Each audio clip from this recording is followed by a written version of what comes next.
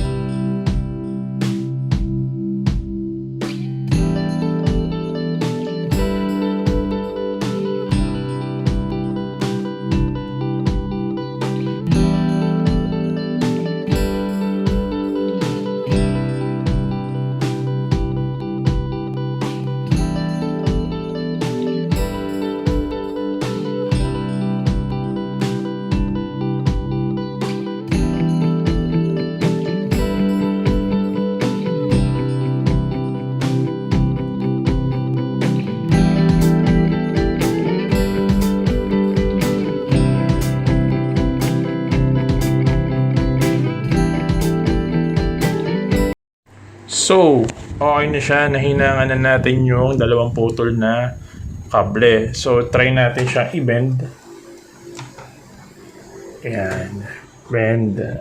Hindi na siya namamatay-matay mga kabigote. Okay na siya. Kahit anong bend pang gawin nila dito. Ayan.